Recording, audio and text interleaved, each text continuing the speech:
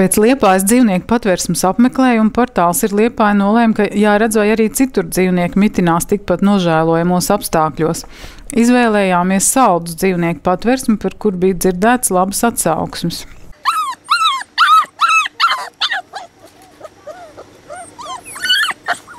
Redzētais pārspēja to, ko bijām dzirdējuši iepriekš.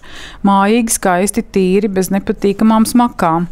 Kaķu māju iekārtot labāk nekā vienu otru viesistabu. Par dzīvniekiem paredzēto vannas istabu un virtuvi, kur gatavo ēdienu, Liepājas patversmes iemītnieki var tikai sapņot. Zem tā paša jumta esošā veterinārā klīnika ar operāciju zāli atgādina medicīnas iestādi, kurā apkalpo cilvēkus.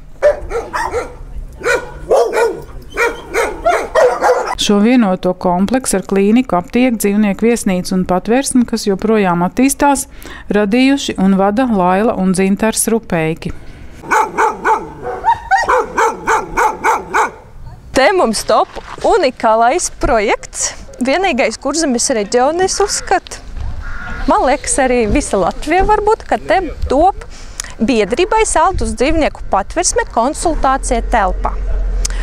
Ļoti bieži cilvēkiem ir neskaitām virkne ar jautājumiem. Citreiz kā pareizi barot dzīvnieku, citreiz ir kaut kādi jautājumi par dzīvnieku labturību, vai par dzīvnieku aizsardzību, vai par dzīvnieku ceļošanu uz ārzemēm.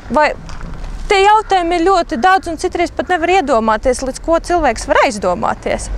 Un tāpēc te būs tāda atsevišķa konsultācija telpa, kur sēdēs speciāls cilvēks, kuram, ļoti tagad, kas notiek tagad, cilvēki nāk pie vetārsta to prasīt, bet vetārstam arī ir cits darbs, un citreiz ilgi jāgaida rinda tikai, lai paprasītu dažus vārdus, par ko cilvēkiem ir ļoti liela neapmierinātība. Un pēc būtības vetārstam to nav jādara. Vetārstam jārasta dzīvniekus.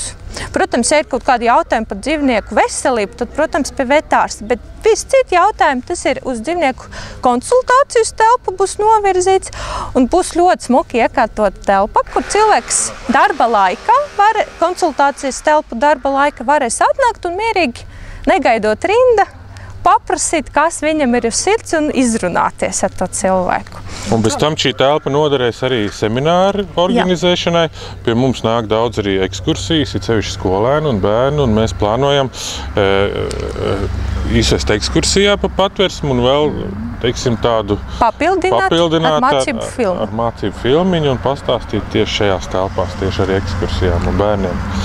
Pateicoties Eiropas finansējumam, protams, arī jābūt līdzfinansējumam, bet lielāku tiesu sedz.